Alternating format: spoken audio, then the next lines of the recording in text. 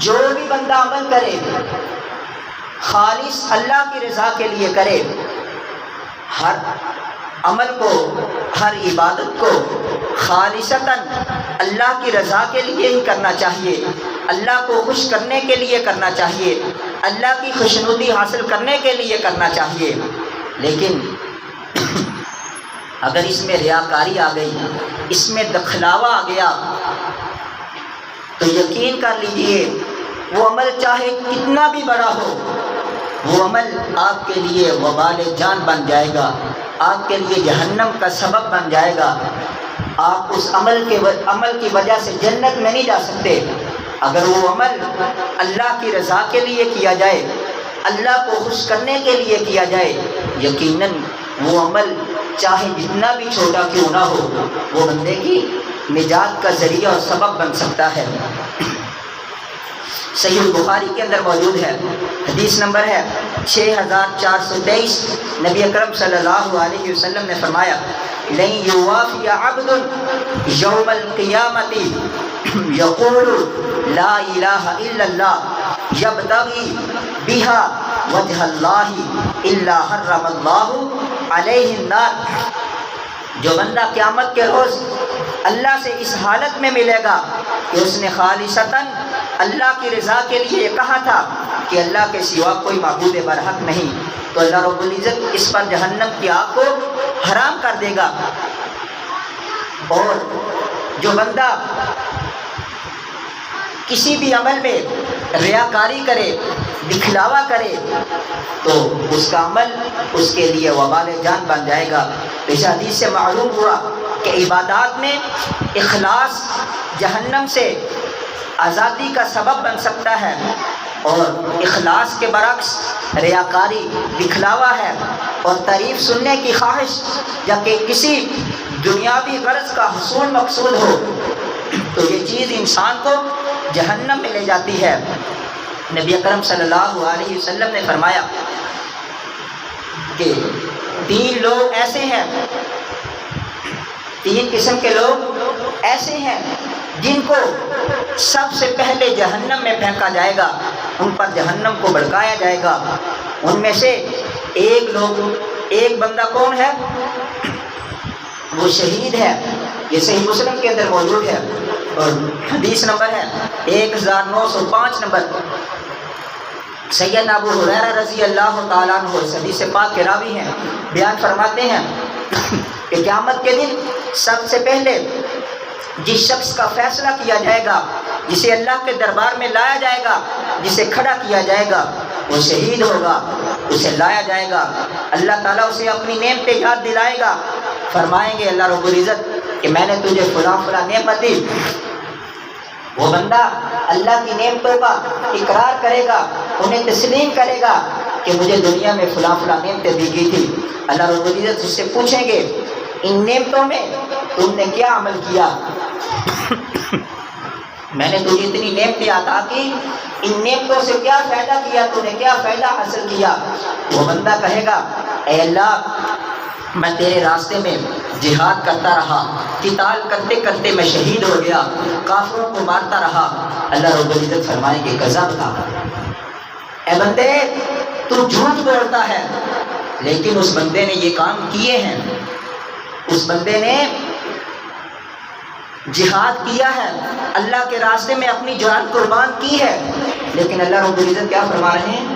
کذبت، بندے تو جھوٹ بول رہا ہے، تو نے تو یہ کام اس لیے کیا تھا کہ لوگ تجھے کہیں واہ بہت بڑا شہید ہے، بہت بڑا دلیر ہے، بہت بڑا غازی ہے، لوگوں نے تجھے انعام دیے، لوگوں نے تیری تعریفیں کی، اب میری بارگاہ میں تیرے لیے کوئی اجر و ثواب نہیں۔ اللہ رب العزت فرشتوں کو حکم دیں گے، اس کے متعلق حکم دیا جائے گا اسے چہرے کے بل گھسیٹ کر جہنم میں پھینک دیا جائے گا۔ یہ شہادت کا رتبہ کتنا بڑا ہے۔ نبی اکرم صلی اللہ علیہ وسلم نے فرمایا کہ شہید بندہ جب اس کا خون کا قطرہ زمین پر بعد میں گرتا ہے، اللہ رب العزت اس کے زندگی کے سارے گناہوں کو معاف فرما دیتے ہیں۔ کتنا بڑا مقام اور رتبہ ہے۔ شہید بندے کا۔ لیکن اگر یہ عمل اللہ کی رضا کے لیے نہیں، اللہ کو خوش کرنے کے لیے نہیں، یہ عمل کیا بن جائے گا اس کے لیے؟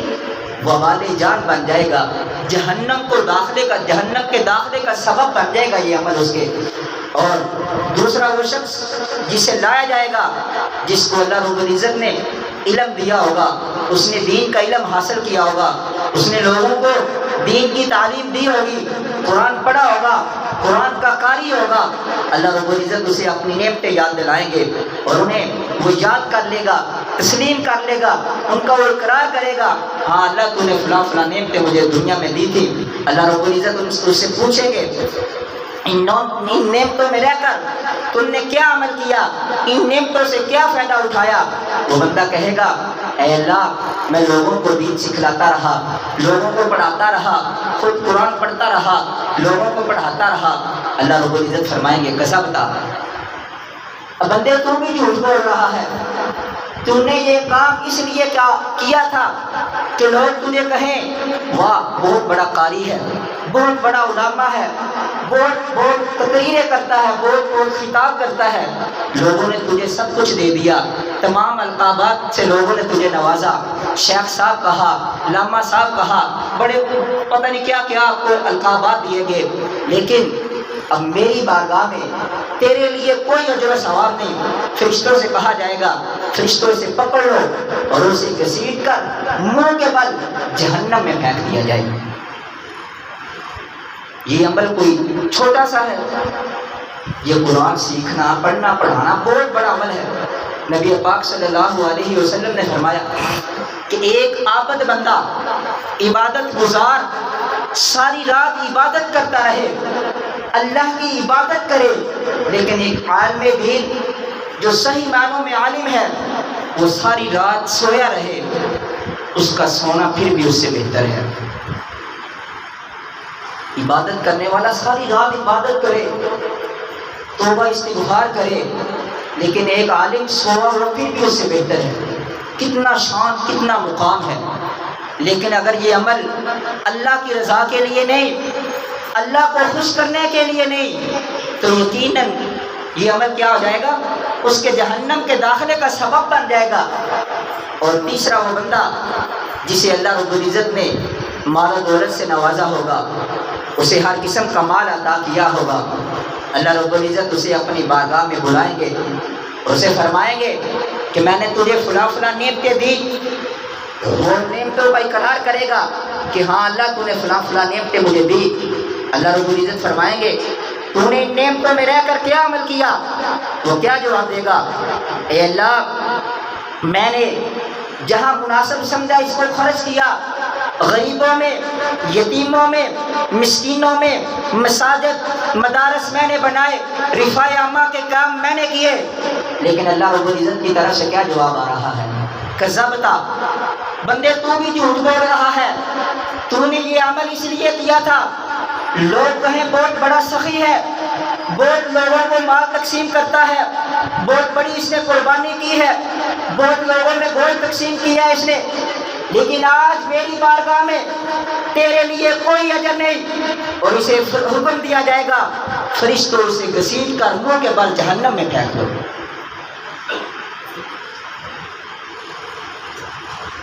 پہلے میں نے عرض کیا ہے اگر عمل تھوڑا ہو، اللہ کی رضا کے لیے کیا ہو، وہ عمل بندے کے لیے ذریعہ نجات بن سکتا ہے۔ یہ کتنا بڑا عمل ہے، اللہ کے راستے میں خرچ کرنا، یتیموں کو دینا، مسکینوں کو دینا، بیواؤں کو دینا۔ نبی پاک صلی اللہ علیہ وسلم نے فرمایا یتیموں، مسکینوں، بیواؤں کو دیتا ہے اس طرح کہ وہ جیسے ساری رات وہ عبادت کرتا رہا۔ کتنا بڑا اجر ہے، ایک کے بدلے 700 تک اس کو اجر دیا جائے گا۔ لیکن اگر یہ عمل اللہ کی رضا کے لیے نہیں، یہ عمل کیا ہو جائے گا؟ اس کے لیے وبال جان بن جائے گا، جہنم کے داخلے کا سبب بن جائے گا۔ یہ تھا دوسرا عمل، اخلاص، جو میں نے بتلایا ہے کہ اگر بندہ اللہ کی رضا کے لیے خالصتاً کوئی عمل کرے تو اللہ رب العزت کیا کر دیں گے؟ ایسے بندے کو جہنم سے آزاد کر کے جنت میں داخل کر دیں گے۔ اور تیسرا عمل دعا۔ کون سا؟ تیسرا عمل دعا، کہ جو بندہ اللہ رب العزت سے دعا کرے کہ وہ اللہ رب العزت مجھے جہنم سے اپنی پناہ میں رکھ اور اس کے عذاب سے مجھے بچا لے، تو اللہ رب العزت ایسے بندے کو جہنم سے بچا لیتے ہیں، کیونکہ دعا کرنی چاہیے۔ اللہ رب العزت نے عباد الرحمن کی صفات بیان کی، سورۃ الفرقان آیت نمبر 65 آیت نمبر 66، دو آیات میں اللہ رب العزت نے عباد الرحمن کا تذکرہ کیا۔ اللہ نے رحمان کے بندوں کا تذکرہ کیا کہ جو اللہ کے بندے ہیں، فرمایا والذین یقولون ربنا اصرف عنا عذاب جہنم ان عذابها کان غراما انها ساءت مستقرا ومقاما۔ اور جو یہ دعا کرتے ہیں اے ہمارے رب ہم سے دوزخ کا عذاب دور رکھ، اور کیونکہ اس کا عذاب چمٹ جانے والا، بے شک وہ ٹھہرنے اور رہنے کے لحاظ سے بدترین جگہ ہے۔ جہنم کیا ہے؟ رہنے کے اعتبار سے بدترین جگہ ہے۔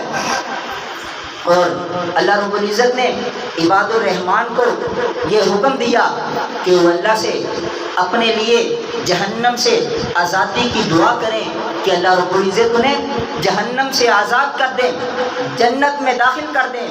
اور رحمان کے بندے اللہ سے اس طرح دعا کرتے ہیں، اور اللہ کے نبی جناب محمد رسول اللہ صلی اللہ علیہ وسلم نے فرمایا، صحیح الجامع کے اندر موجود ہے، من سأل اللہ الجنۃ ثلاث مرات قالت الجنۃ اللہم ادخلہ الجنہ۔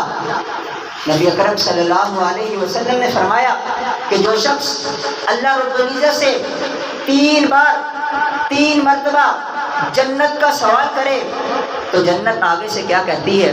اللہم ادخلہ الجنہ، اے اللہ ایسے بندے کو جنت کے اندر یعنی میرے اندر داخل کر دے جو بندہ تجھ سے بار بار سوال کیے جا رہا ہے۔ اور نبی اکرم صلی اللہ علیہ وسلم نے فرمایا ومن استجار من النار 3 مرات قالت النار اللہم اجرہ من النار۔ جو آدمی جہنم سے 3 مرتبہ پناہ طلب کرے تو جہنم آگے سے کہتی ہے اے اللہ اسے مجھ سے پناہ دے دے، اسے مجھ سے بچا لے۔ کہ جو بندہ اللہ رب العزت سے دعا کرے، اور دعا کرنی چاہیے، اللہم انی اسألک الجنۃ الفردوس، 3 دفعہ پڑھ لینی چاہیے، اللہم انی اسألک الجنۃ الفردوس، اللہم انی اسألک الجنۃ الفردوس، اللہم اجرنا، سب کے لیے اللہم اجرنا، اور اپنے اکیلے کے لیے اللہم اجرنی من النار، اللہم اجرنی من النار۔ یہ دعا پڑھتے رہنا چاہیے، کیونکہ اس دعا کے مانگنے کی برکت سے اللہ رب العزت بندے کو جہنم سے آزاد کر دیتے ہیں، جنت میں داخل کر دیتے ہیں۔ تو بہت بڑی دعا نہیں، چھوٹی سی دعا ہے، اللہم انی اسألک الجنۃ الفردوس۔ اگر عربی میں نہیں آتی تو اردو میں، پنجابی میں مانگ لے، اے اللہ مجھے جنت میں داخل کر دے، اے اللہ مجھے جہنم سے بچا لے۔ اور اسی سلسلہ میں ہمیں نبی اکرم صلی اللہ علیہ وسلم کی زندگی اپنے سامنے رکھنی چاہیے، کیونکہ وہ ہمارے لیے نمونہ ہے، جو کہ خود بھی جہنم سے اللہ رب العزت کی پناہ طلب کرتے تھے اور صحابہ کو بھی اس کی تعلیم دیتے تھے۔ صحیح مسلم کے اندر موجود ہے، سیدنا عبداللہ بن عباس رضی اللہ تعالیٰ عنہما بیان کرتے ہیں کہ رسول پاک صلی اللہ علیہ وسلم صحابہ کرام رضوان اللہ علیہ مجمعین کو یہ دعا اس قدر اہتمام کے ساتھ سکھلاتے تھے کہ جیسے انہیں قرآن کریم کی ایک سورت سکھلا رہے ہوں۔ آپ نے صحابہ کو یہ تعلیم دی، جس طرح بندہ کسی کو کوئی سورت یاد کروائے اسے 1-2 آیات کر کے یاد کرواتا ہے، اسی طرح نبی اکرم صلی اللہ علیہ وسلم نے صحابہ کو یہ دعا یاد کروائی، اللہم انی اعوذ بک من عذاب القبر وأعوذ بك من عذاب جهنم وأعوذ بك من فتنة المسيح الدجال وأعوذ بك من فتنة المحيا والممات اللهم إني أعوذ بك من المأثم والمغرم۔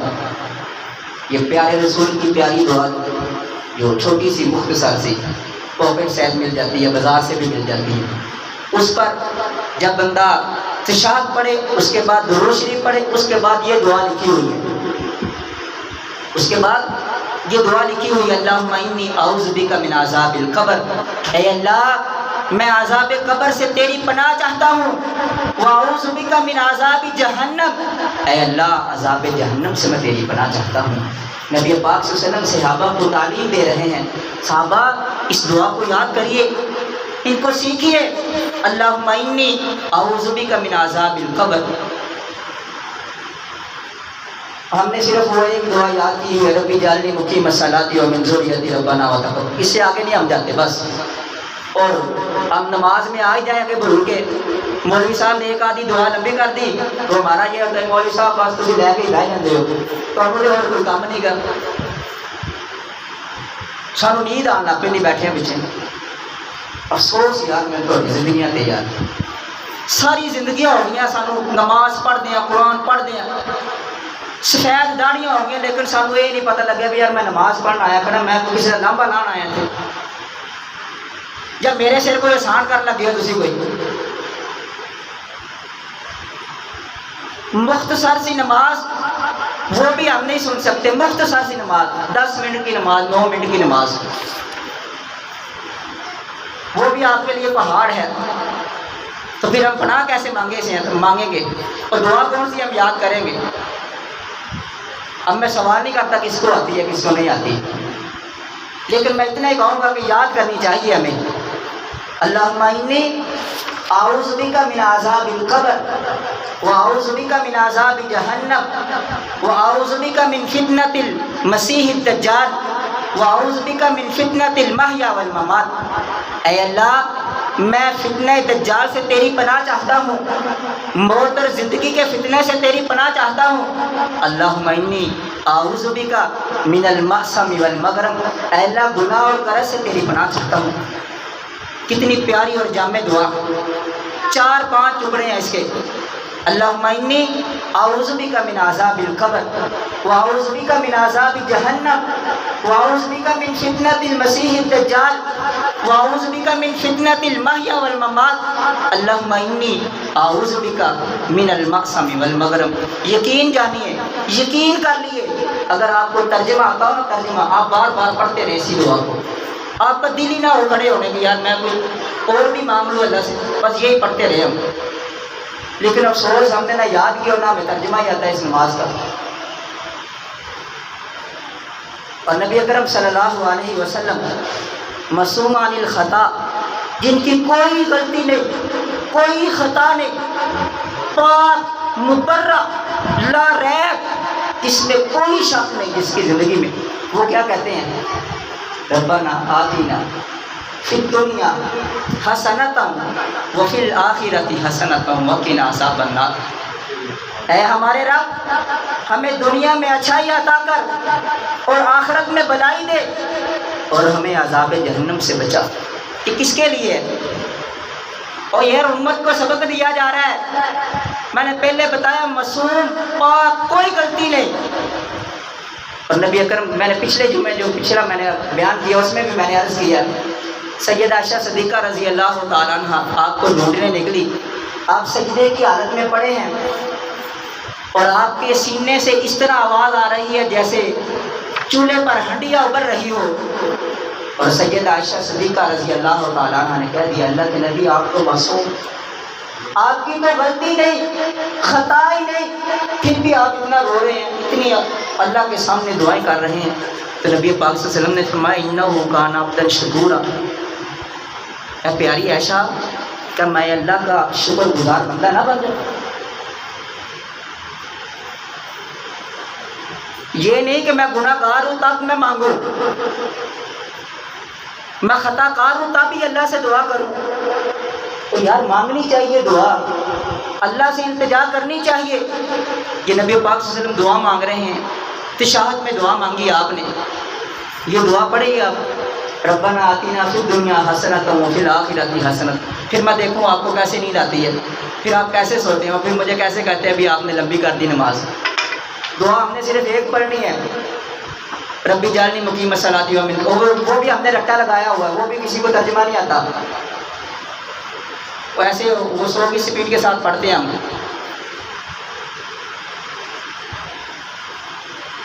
تو نبی پاک صلی اللہ علیہ وسلم اللہ سے دعا کر رہے ہیں، ربنا آتینا فی الدنیا حسنۃ وفی الآخرۃ حسنۃ وقنا. یہ میری باتیں شاید آپ کو کڑوی لگتے ہوں کہ قاری صاحب بہت سخت کرتے ہیں باتیں، یقین جانیے دلی افسوس ہوتا ہے،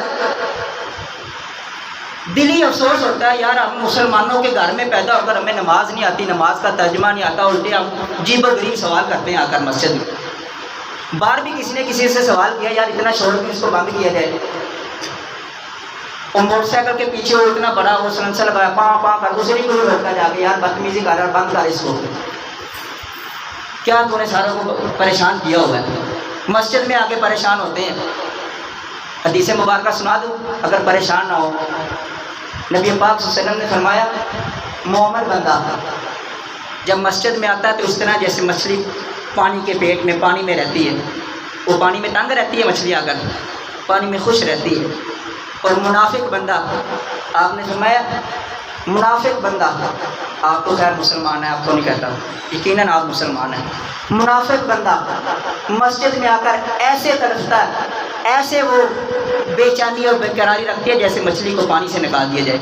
دیکھا مچھلی کو جب پانی سے نکالے کیسے وہ پھڑپھڑاتی ہے، کیسے اس کی جان نکلتی ہے. تو منافق بندہ مسجد میں آ کے اس طرح کا حال کرتا ہے.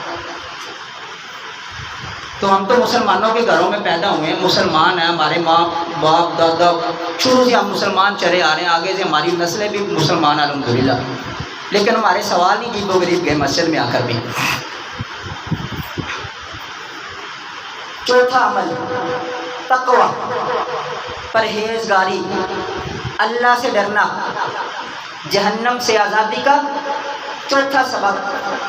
3 میں نے بیان کر دی ہیں، توحید، اللہ کو ایک ماننا، اخلاص، خالص اللہ کے لیے عمل کرنا، تیسرا دعا جو بھی میں نے بیان کیا، چوتھا تقوی، پرہیزگاری، اللہ سے ڈرتے ہوئے اس کی نافرمانی سے پرہیز کرنا، برائیوں اور گناہوں سے اپنے دامن کو بچائے رکھنا. لفظ تقوی وقایتن سے ہے، جس کا مطلب ہے اپنے اور گناہ کے درمیان خوف الہی کو رکاوٹ بنانا. اور جو شخص اللہ کے خوف کی بنا پر گناہوں سے بچتا رہے تو یہ چیز اس کے لیے جہنم سے آزادی کا سبب بن سکتی ہے. اللہ رب العزت فرماتے ہیں سورۃ مریم آیت نمبر 71-72، وَإِن مِّنكُمْ إِلَّا وَارِدُهَا كَانَ عَلَىٰ رَبِّكَ حَتْمًا مَّقْضِيًّا ثُمَّ نُنَجِّي الَّذِينَ اتَّقَوْا وَنَذَرُ الظَّالِمِينَ فِيهَا جِثِيًّا. اور تم میں سے کوئی نہیں جس کا جہنم پر گزر نہ ہو. یہ طے شدہ بات ہے کہ جو آپ کے رب کے ذمے ہے، پھر ہم پرہیزگاروں کو تو بچا لیں گے اور ظالموں کو اس میں گھٹنوں کے بل گرا چھوڑیں گے.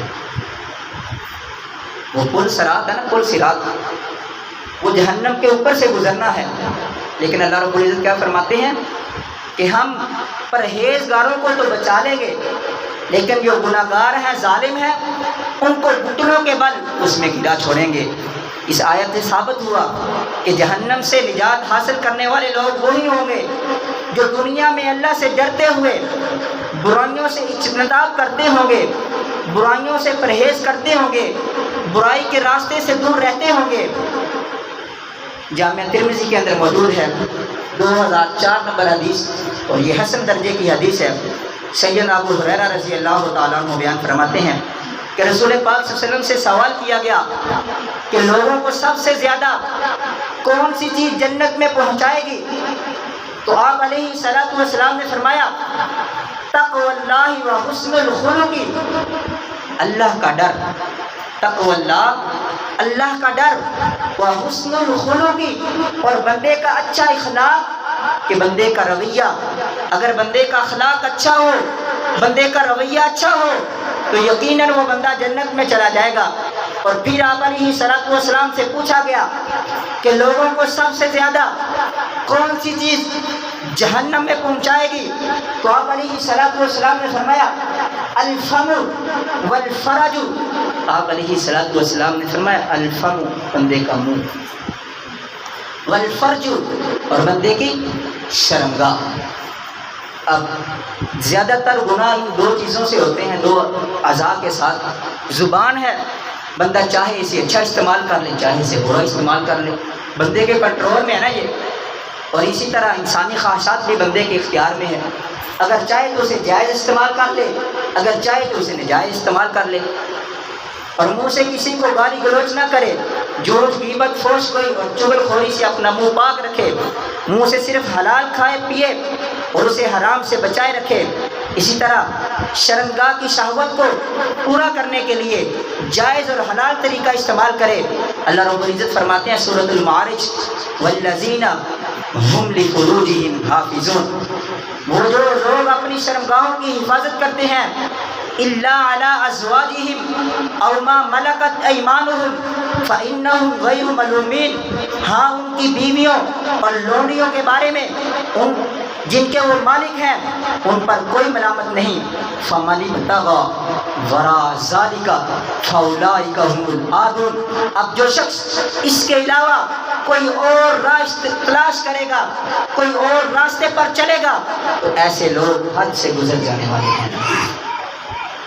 اب جو بندہ حلال چیزوں کو چھوڑ کر حرام کو اختیار کرے، حرام کے پیچھے چلے، آگے والی حدیث مبارکہ نبی پاک صلی اللہ علیہ وسلم نے فرمایا جہنم کو شہوات اور نفسانی خواہشات کے ساتھ ڈانپا گیا ہے۔ نبی اکرم صلی اللہ علیہ وسلم کا ارشاد حفت الجنت بالمکارم وحفت النار بالشہوات، جنت کو ان کاموں سے ڈانپا گیا ہے جو تبھی انسان کو ناپسند ہے، جو کام یعنی بندہ اس کو اچھا نہیں سمجھتا ان کاموں کو، اس کے ساتھ جنت کو ڈانپا گیا ہے، اور جہنم کو شہوات کے ساتھ، خواہشات کے ساتھ اس کو ڈانپ دیا گیا ہے۔ اب بندہ چاہے جو مرضی اختیار کر لے، بندے کے اختیار میں ہے، بندہ اپنے کو کنٹرول کرے اور بندہ جنت میں بھی جا سکتا ہے۔ اگر کنٹرول نہ کرے پھر دوسرا راستہ تو ہے ہی۔ تو اللہ رب العزت سے دعا ہے اللہ رب العزت ہم سب کو اپنی اصلاح کرنے کی توفیق عطا فرمائے۔ جو میں نے اسباب بیان کیے ہیں اللہ رب العزت میرے سمیت ہم سب کو ان پر عمل کرنے کی توفیق عطا فرمائے۔ وما علینا الا البلاغ المبین۔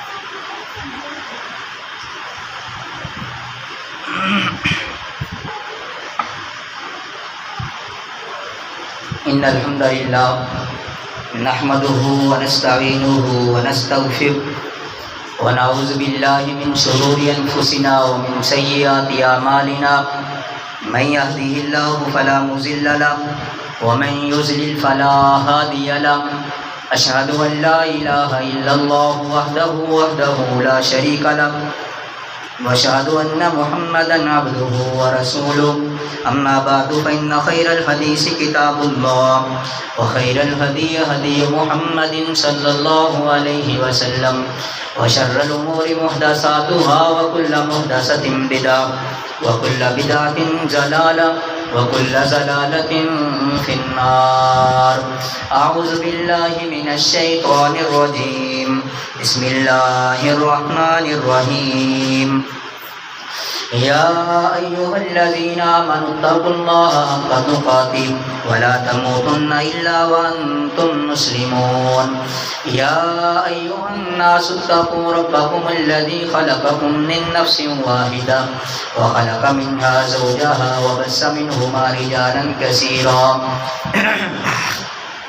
ونساء واتقوا الله الذي تساءلون به والأرحام إن الله كان عليكم رقيبا يا أيها الذين آمنوا اتقوا الله حق تقاته ولا تموتن إلا وأنتم مسلمون إن الله وملائكته يصلون على النبي يا أيها الذين آمنوا صلوا عليه وسلموا تسليما اللهم صل على محمد وعلى آل محمد كما صليت على إبراهيم وعلى آل إبراهيم إنك حميد مجيد اللهم بارك على محمد وعلى آل محمد كما باركت على إبراهيم وعلى آل إبراهيم إنك حميد مجيد ربنا ظلمنا أنفسنا وإن لم تغفر لنا وترحمنا لنكونن من الخاسرين ربنا آتنا في الدنيا حسنة وفي الآخرة حسنة